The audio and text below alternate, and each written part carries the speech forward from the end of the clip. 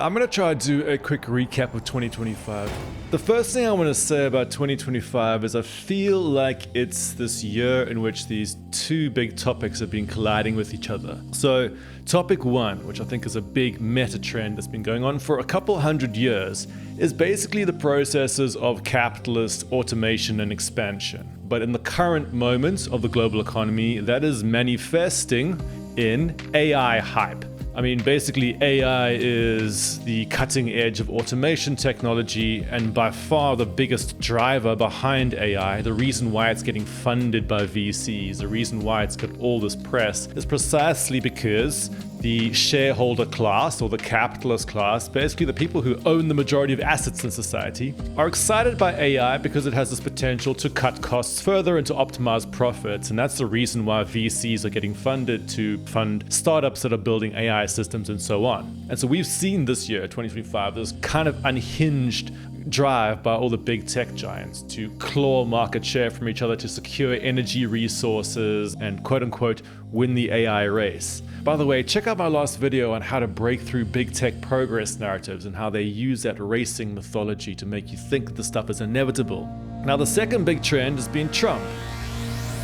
In kind of the early Trump days, it was sort of pitched as some kind of reaction against neoliberal capitalism, this type of capitalism spearheaded by the finance sector and originally the tech sector, actually, which is all about globalization and endless liberalization of markets, free flow of capital, which often involves also the outsourcing of labor, which some people in the kind of Trump 1.0 camp have blamed for deindustrializing the US and gutting the US working class and leading to stagnating wages for US workers. In many ways, the sort of Trump base comes out of a lot of anti-globalization rhetoric, albeit a kind of anti-globalization rhetoric which is a bit different to the left-wing rhetoric of the 90s, right? Because in the left-wing movements of the 1990s, there was a lot of anti-globalization arguments. If you think about the so-called ultra-globalization movements, they were all about breaking down globalization because they saw that globalization was basically designed to let transnational firms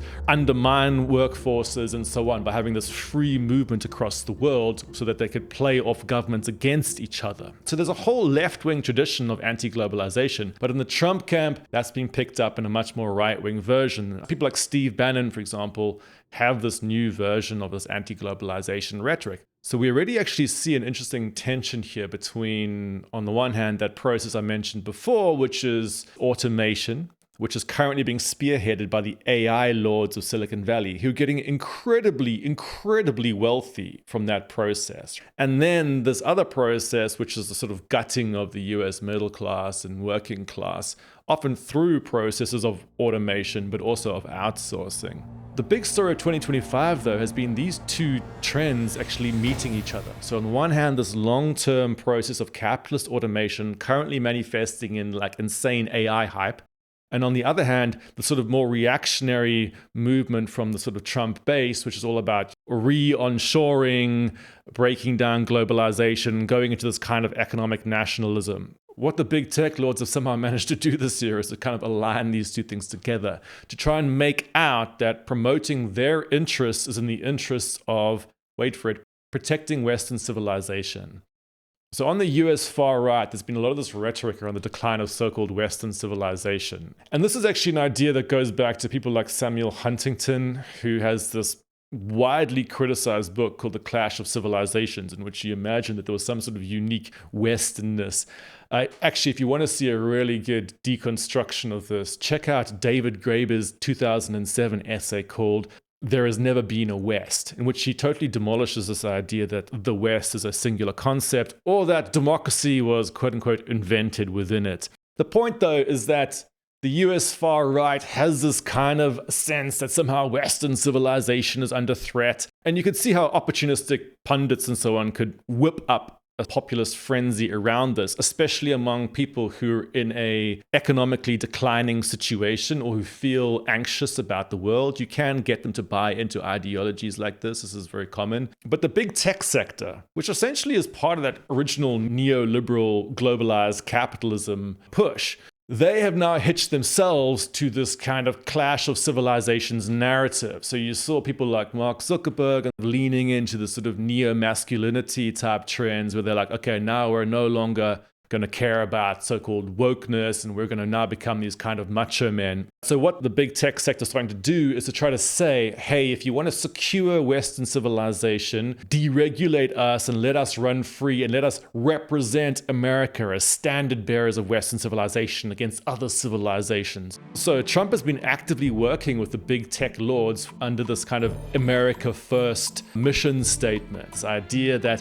what America First now actually means is promoting people like Elon Musk and promoting people like Larry Ellison, for example, rather than actually thinking about the ordinary American working person. And this is why people like Steve Bannon are starting to get edgy. The Trump base is getting edgy about the big tech lords. But the big story of 2025 has been precisely this fact that the tech lords have kind of co-opted that economic nationalism argument that was coming out of the sort of Trump 1.0 base.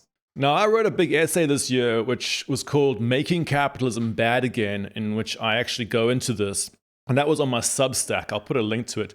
But basically what I was arguing there is that liberalism, or what we call liberalism, is the nice face of capitalism. It's the sort of face that a capitalist system presents when times are good and when things are relatively secure. So the liberal face of capitalism has this kind of alleviation story, and you find the liberal face of capitalism emerging, for example, in the early 1900s with these kind of reform movements where people are saying, let us reform the system, let us close down the sweatshops, let us have more rights for workers, let's make things a bit nicer, okay? Let's stop the cutthroat behavior of capitalism and alleviate things a bit. But there's a problem that starts to emerge when the liberal face of capitalism is projected too widely, which is that it projects an impossible ideal for the average person. It actually creates this idea that you're supposed to be a good boy and a bad boy at the same time. Basically, this idea that you're supposed to be a successful entrepreneur, you're supposed to work hard, etc., compete in the market. Competition is something where you're trying to outcompete other people. You're trying to be this individual who is self-interested. And then on the other hand, you're told that you're supposed to be a good person too, that you're supposed to care about those you outcompete, that you're supposed to care about all the resources you use up in the process. So you're told, be a good boy and a bad boy at the same time, and this creates cognitive dissonance in people. Now, traditionally, this cognitive dissonance was situated mostly in the upper classes of society, among the kind of liberal reformers, the ones who would sort of look out on society and say, oh, we should alleviate the plight of the working masses. But in recent years, the liberal face of capitalism has been projected much more widely, precisely because a lot of big corporations have started to cloak themselves in this thin veneer of liberal ideology. They talk a lot about how they want it to be sustainable and how they care about diversity. But in reality, of course, these are cutthroat corporations who don't really primarily care about those things, but they talk about how they care about those things, right? So it's created this widespread projection of this disingenuous liberal face of capitalism, which has then been absorbed by all sorts of ordinary people who started to absorb this idea that, you're supposed to be this person who's competing on a market, but you're supposed to also care about your carbon footprint. You're supposed to also care about the unemployed. And this creates cognitive dissonance. And when people have cognitive dissonance, they want to escape from that cognitive dissonance. So one of the big stories of 2025 has basically been Trump leaning into badness, as it were, saying you don't have to care about that cognitive dissonance anymore. Just drill, baby, drill, and who gives a fuck, basically. Just compete on markets. Just be a bad boy. But the key thing that's happened has also been to reframe that bad boy in positive terms as the warrior ethos. Now, you've seen this all over. People like Pete Hegseth, for example, has gone on to lecture the US military about the warrior ethos. Mark Zuckerberg talked about the warrior ethos. But basically, they're all kind of talking about this need to pull off the liberal mask of capitalism and just to lean into illiberal capitalism, where you're just saying, screw alleviation, screw sustainability, screw equality. We're just going to go in hard for this competitive ethos. And there's one last thing connected to that, which is the crypto industry. If you look at a lot of crypto ideology, there's this whole idea that only those who are strong enough to withstand the market will succeed in the end. And if you're too weak, you will sell your Bitcoin and be left behind. So the crypto world has always had this kind of libertarian, dog eats dog, market warfare kind of vibe to it.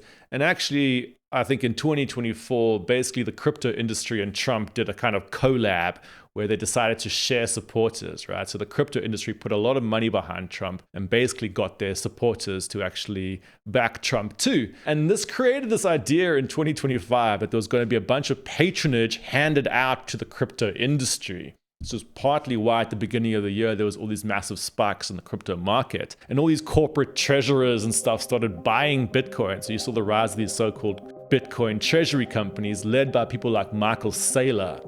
This is always an unhinged strategy, right? Because Bitcoin's one of the most volatile things in the world. But there was really this kind of late stage capitalism thing going on where all these companies were just buying up Bitcoin rather than investing in productive enterprise.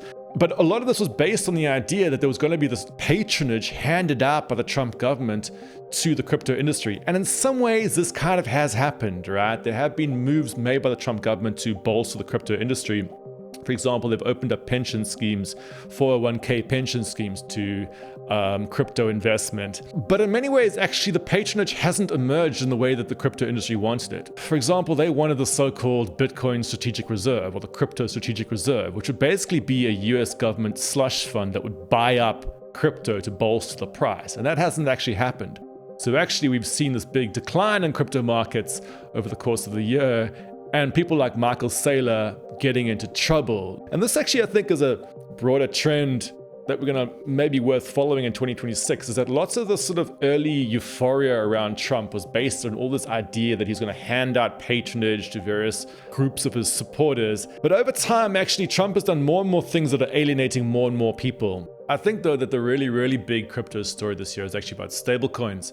I did a video earlier this year, which was called The Global Monetary System in Under 15 Minutes, which I recommend that you check out, in which I go into visualizing the global monetary system and use that to help you understand global trade imbalances and how the Trump government has sort of railed against these trade imbalances. But the basic deal is that a large part of US dollar dominance, at least in theory, is based upon the US running trade deficits with the rest of the world.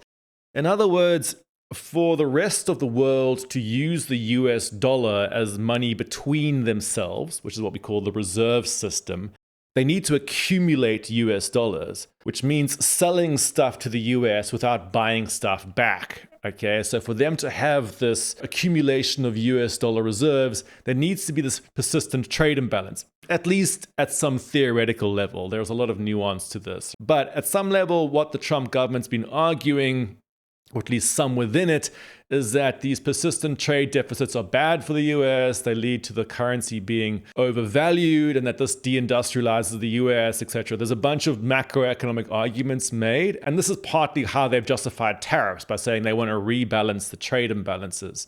But there's a problem there, which is that actually to maintain the US dollar as this global reserve currency is partly dependent upon maintaining deficits in the world. So in this context, things like stablecoins have actually become seen as a new means to secure US dollar hegemony. Now, the US dollar reserve system is not something that's used by ordinary people in ordinary economies and ordinary situations.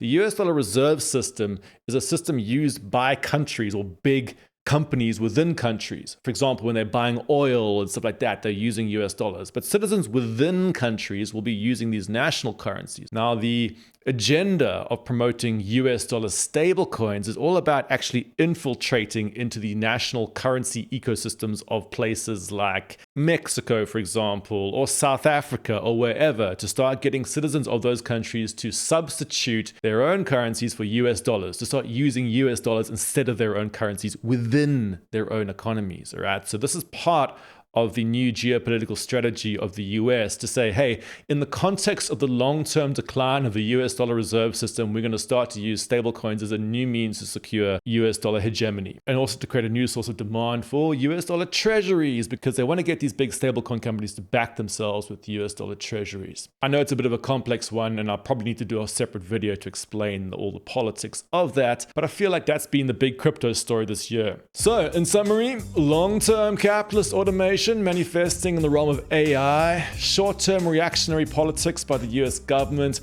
3, the merger between the big tech sector and the Trump government in this guise of big tech giants in Silicon Valley somehow securing Western civilization, and then stablecoins as a new means to project the imperial power of the US dollar.